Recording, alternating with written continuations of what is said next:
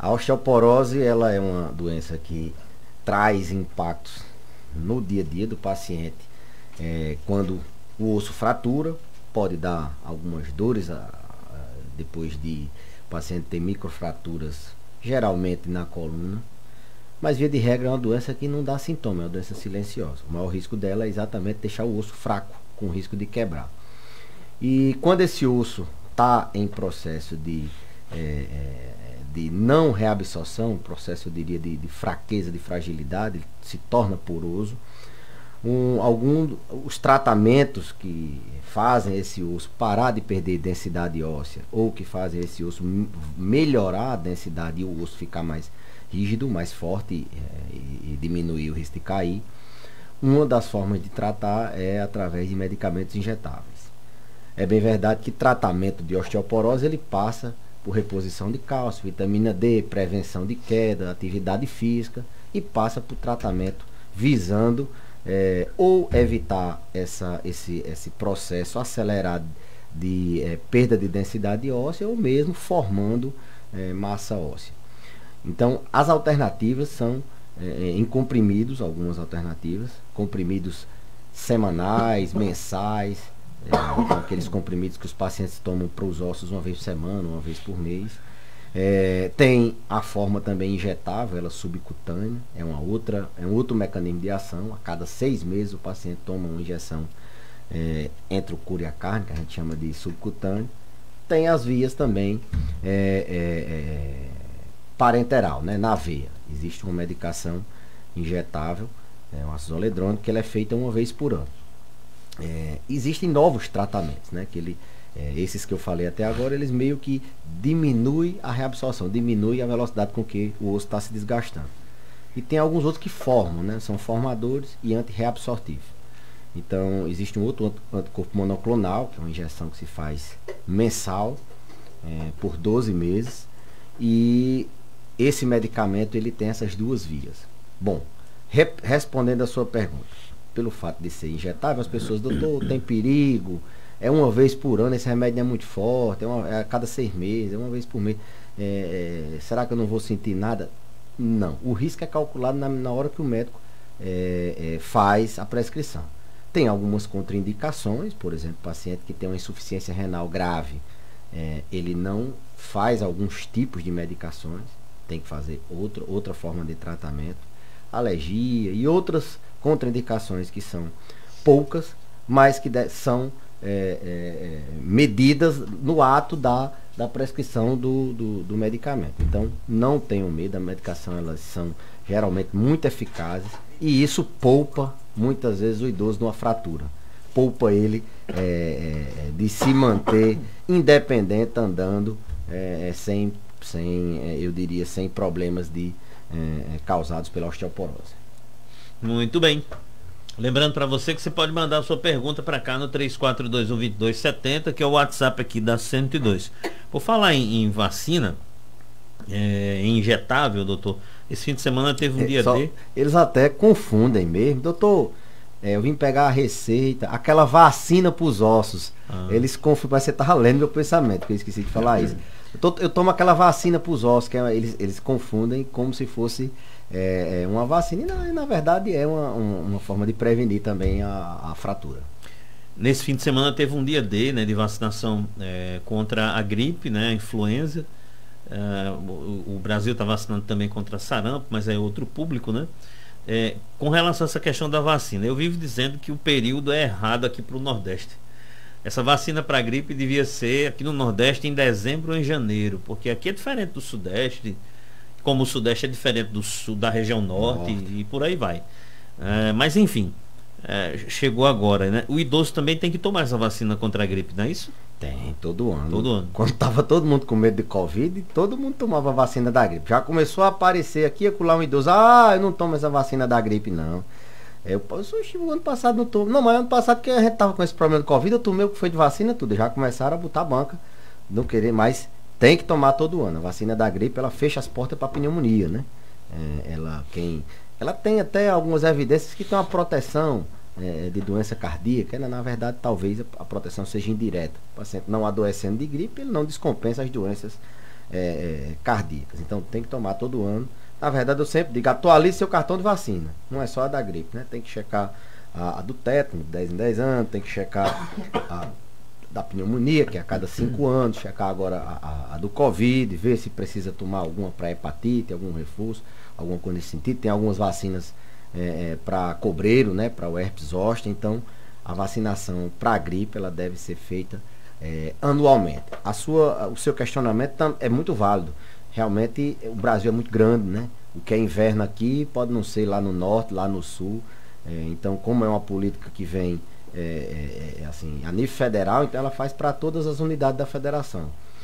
Talvez se essa vacina pudesse beneficiar no começo das chuvas, né? Ali janeiro, fevereiro, antes do período de inverno. Porque esse período agora é um período de muita chuva e muita água, predispõe, né, a contaminação por vírus.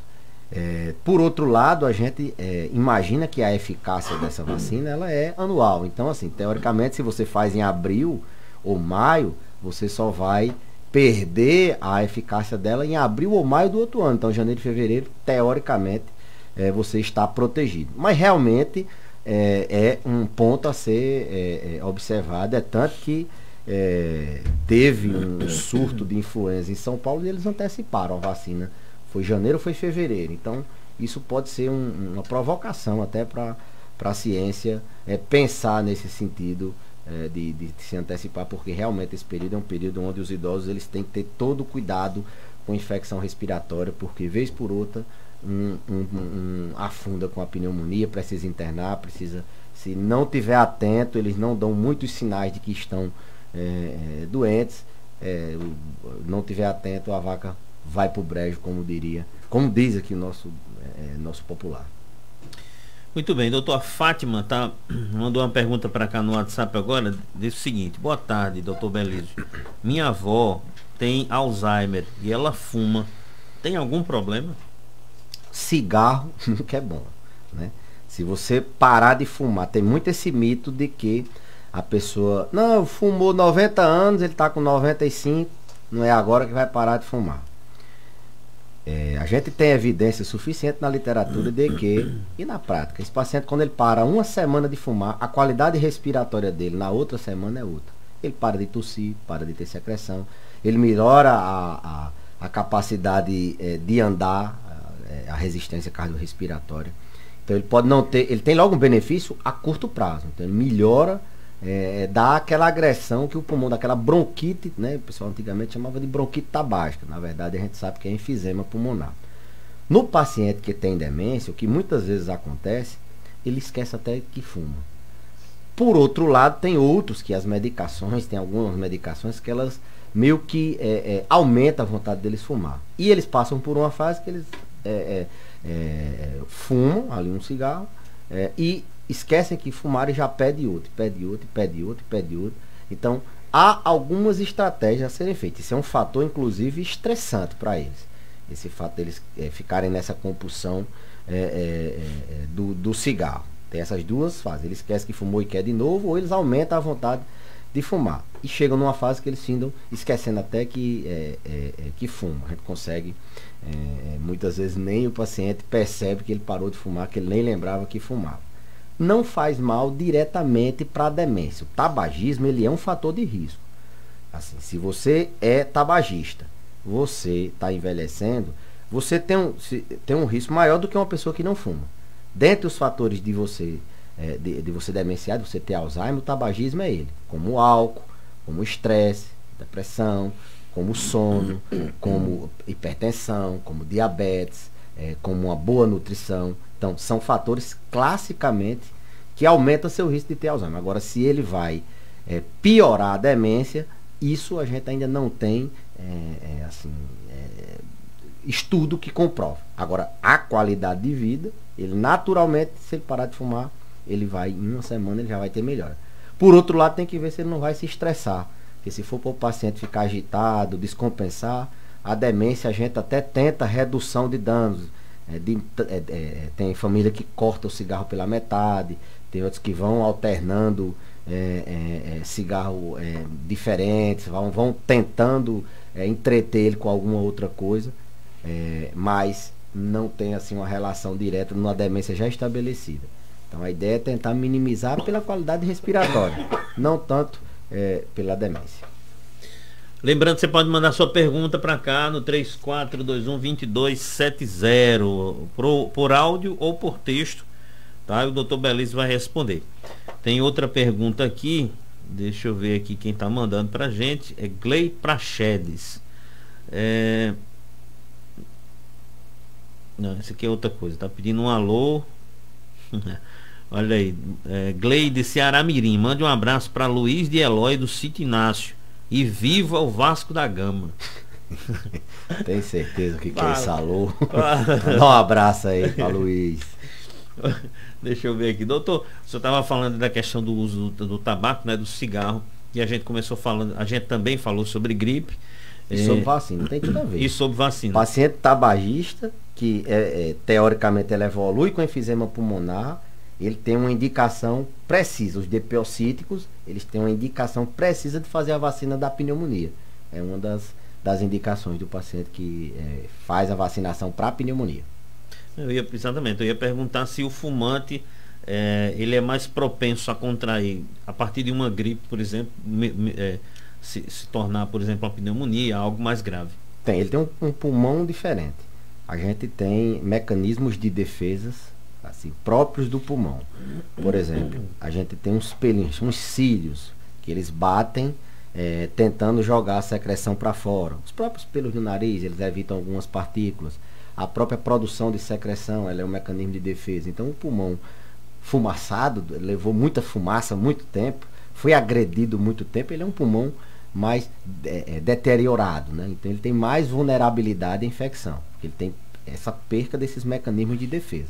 Ele tem mais propensão a ter infecções, e essas infecções elas tendem a ser mais graves, né? Os germes, por exemplo, que assim, fazem pneumonia no paciente idoso com DPOC, eles são uns germes um pouquinho diferentes, por causa exatamente dessa destruição que a fumaça faz ao longo do tempo. E aí eu falo fumaça de cigarro, mas pode ser a fumaça do fogão a lenha, a fumaça da poluição, das minas. Então destrói o pulmão, muito tempo agredindo, o pulmão ele fica fraco, cansado, com risco de infeccionar, e quando ele infecciona, ele pode agravar mais facilmente do que um pulmão mais saudável. Os idosos eles têm essa característica de que, como eles têm muitos anos de vida, eles tiveram, os que fumam, tem muitos anos de cigarro, né? Então eles tiveram uma exposição maior. Então eles, além da idade, que os mecanismos de defesa deles são alterados, eles também, esse fator associado da fumaça pode levá-los a complicações sérias, tanto deixar eles mais vulneráveis a infecções respiratórias, com mais facilidade, como quando tem, eles agravam muito mais fácil. Muito bem, lembrando que o nosso canal, né, para você mandar mensagem, tirar sua dúvida, é o 3421-2270. 3421-2270 é o nosso telefone aqui da 102.7 FM. Tem uma pergunta aqui, porque eu estou tentando achar aqui. Deixa eu ver aqui se eu consigo fazer aqui do pessoal que está acompanhando no Instagram. Doutor, minha mãe tem 77 anos, tem as duas pernas amputadas, mas ela não colabora com a gente. É muito danada, só quer comer o que não pode. E quando não come, o que quer ficar... Quando não come, quer ficar sem falar com a gente. Tem 6 filhas, ela diz. É uma situação corriqueira essa de o paciente, assim, a família, ela só faz o que quer. Existem algumas modificações quando o cuidado passa a ser, quando o paciente começa a ser dependente, ou seja, ele depende de outras pessoas. Então, essa mudança de antes o pai e a mãe é quem é o chefe da casa, quem manda nos filhos, e agora ficar dependente dos filhos, isso é uma transição que requer certo tempo, requer serenidade, requer muitas vezes medicamento.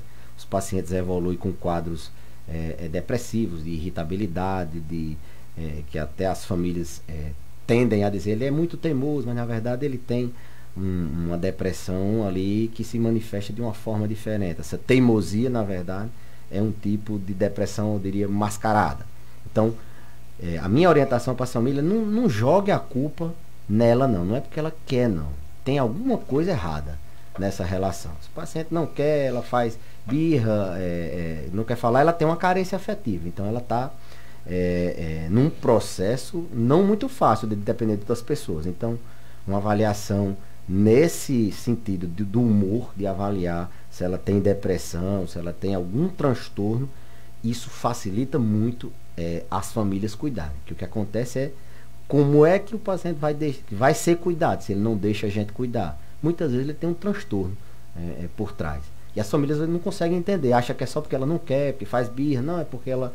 Assim, então, quando a gente for pensar dessa forma, não, a culpa é dele porque ele não quer e parou por aí. Não, a gente tem que procurar uma solução.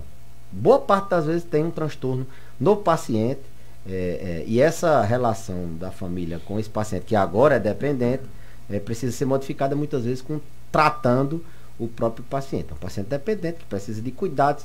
Se teve a perna amputada e foi por diabetes, precisa de uma alimentação específica. Ele não pode ficar assim fazendo o que ele não é o que ele bem entende, o que não pode, né? Ele não pode fazer o que ele não pode. Pode pensar também que esse paciente está entrando num processo de demência. Será que ele não está demenciando e ele está apresentando esse comportamento de irritação, de confronto, de negatividade, de não aceitação por causa de abertura de um quadro demencial? É mais comum que seja um transtorno do tipo depressão, do tipo ansiedade, e muitas vezes o tratamento melhora a relação e muito da família. Muitos pacientes não dão condições à família de cuidar, eles não deixam ser cuidados, não porque eles querem, porque são pessoas ruins ou porque tem uma personalidade duvidosa, não, muitas vezes são doenças da mente, né? Doenças neuropsiquiátricas que não são reconhecidas muitas vezes da família. E a gente que tem essa habilidade de perceber, é o nosso métier do dia a dia da gente, a gente consegue muitas vezes identificar. Tem um ouvinte que mandou mensagem para a gente lá de Jardim de Piranhas. Diz o seguinte: Doutor Beleza, boa tarde. Toda vez que toma vacina me dá gripe. Neto do sítio Juazeiro, Jardim de Piranhas. Mandar um abraço aí para todo mundo do sítio Juazeiro, Jardim de Piranhas, onde eu trabalhei muito tempo, por algum tempo inclusive, nas comunidades rurais. Tive de ir no Juazeiro. Tem algumas pessoas muito próximas da gente. Mandar um abraço para dona Mercedes, também lá perto do Juazeiro, São Francisco, Juazeiro, é tudo ali próximo. Então, o que é que acontece? O que é que se sabe?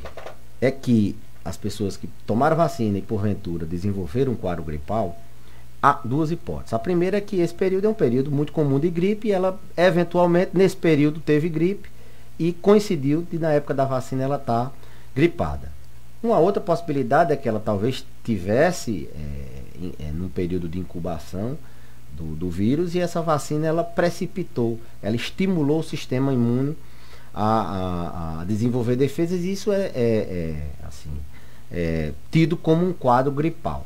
De forma que a vacina ela não induz gripe, é sabido que ela não induz gripe. Então pode acontecer dele estar com o vírus, e essa época é uma época que a gente tem muita transmissão, está todo mundo aí sob o risco de pegar uma gripe, e tomou a vacina, coincidentemente abriu um quadro de gripe na época da vacina. Então ele pode estar gripado e sem saber, e tomou a vacina e pensou que era da vacina, ou ele está apenas contaminado e essa vacina estimulou o sistema imune e fez o paciente abrir um quadro gripal. Isso é um dos argumentos que a gente mais tem dificuldade de lidar com o paciente. Ele diz, não, eu tomo a vacina da gripe. Você vai dizer o quê? Se todo ano ele toma vacina da gripe, coincidentemente ele tem uma gripe, você vai dizer o quê, meu Deus? Não, então deixa para tomar depois. Aí tem a gripe depois, vamos mudar o período, bota um mês para frente para ver se dá certo. E se realmente a gente tem que pesquisar alguma intolerância, alguma alergia que não é o comum. E assim, a gente tem que pensar em termos de saúde populacional. Você já pensou uma pessoa que tenha uma reação dessa, se a gente disser uma, todo mundo vai ficar pensando nessa reação, ninguém vai querer tomar mais vacina. E o benefício da vacina é muito grande, é muito superior o impacto na diminuição de internação, de morte por pneumonia, é bem substancial. Então a gente não pode pegar um caso e dizer a todo mundo que toma vacina e fica com a gripe. Se está tomando todo ano, e todo ano coincidentemente tem uma gripe, procura o médico para ver se tem alguma estratégia que a gente possa fazer para que essa pessoa não tenha esses sintomas. Pode ser no tempo que está tomando, adiantar ou atrasar um pouquinho a vacina e assim por diante. Mas é um dos argumentos mais difíceis que a gente tem. Muito bem, vamos lá. Tem mais uma pergunta aqui, doutor Belísio. O idoso que caiu e não anda mais, o que tem que ser feito? Primeiro, por que isso acontece? Bom, idoso quando ele cai, por menor que seja a queda, ou só o susto de cair, meio que acontece, o cérebro dele meio que entra em curto-circuito. O equilíbrio da gente depende do nosso cérebro. Quem percebe os movimentos, a posição do corpo, é o cérebro, né? Então, tem uma pergunta aqui. Toda semana tem uma pergunta que eu quero saber qual é o remédio para artrose aqui no Facebook. Toda doença precisa ser avaliada, né? Ver se realmente é artrose, ver qual o grau da artrose. Para cada grau de artrose tem um medicamento. Tem fase da artrose que nem medicamento é. Então assim, não tem como eu dizer um remédio. Qual é o remédio bom para artrose? Qual é o remédio bom para Alzheimer? Qual é o remédio bom para diabetes? Cada pessoa é individual. E a doença ela tem várias faces, né? Ela tem o começo, o meio, o fim. Artrose aonde? Artrose no dedo ou é artrose na coluna? É uma artrose com quanto tempo? Se for no joelho, qual é o grau? Pode ser, o remédio pode ser uma cirurgia, né? O remédio pode ser só fisioterapia. Então, respondendo, porque eu tinha esquecido até de responder na outra live, voltando ao raciocínio da questão do medo de cair. Então, o idoso, quando ele, qualquer que seja o medo, qualquer que seja o susto de uma queda, ou mesmo minimamente uma queda, o cérebro dele meio que entra no curto-circuito. Ele perde noção do equilíbrio. E ele pode evoluir com uma manifestação que a gente chama de transtorno fóbico pós-queda. Pitofobia. É um medo desproporcional, intenso, de cair, que o paciente desenvolve, ou quando ele tem esse susto que vai cair, ou quando ele cai mesmo. Independe da gravidade da queda. Se ele caiu e quebrou o braço, ou se ele só quase caiu. Ele desenvolve esse medo. E ele fica com muita dificuldade para andar. Limita muito a deambulação. Aumenta o risco dele cair de novo. Muitos desses pacientes que sofrem uma queda, por mais que seja mínima, ou um susto de cair, ou mesmo uma queda grande, por mais que não frature ósseo, eles podem não voltar mais a andar. Então é uma coisa que as famílias precisam estar atentas a esse transtorno fóbico pós-queda. É como se o idoso ele entrasse em curto-circuito, o equilíbrio dele, depois da iminência de uma queda, e ele precisa muitas vezes tomar remédio e fazer fisioterapia para reabilitar essa marcha. Não pode, ele está com medo de cair, então ele não vai mais andar não, ficar parado, e aí ele não volta a andar mesmo. Porque a marcha, o fato do paciente ter independência na deambulação facilita muito a vida dele e do cuidador. Você imagina uma pessoa que anda, lhe ajuda a tomar banho, no caso ajuda o cuidador divide a força para tomar banho, para ir no banheiro, para vestir uma roupa, e agora ele fica totalmente dependente, não consegue mais nem andar. Tudo piora. Então é pitofobia, é um transtorno fóbico pós-queda que pode acontecer na iminência de uma queda, independente da queda, da gravidade da queda, do tamanho da queda, se teve fratura ou não, eles podem ficar com medo intenso de cair novamente, e isso muitas vezes pode incapacitá-lo a andar.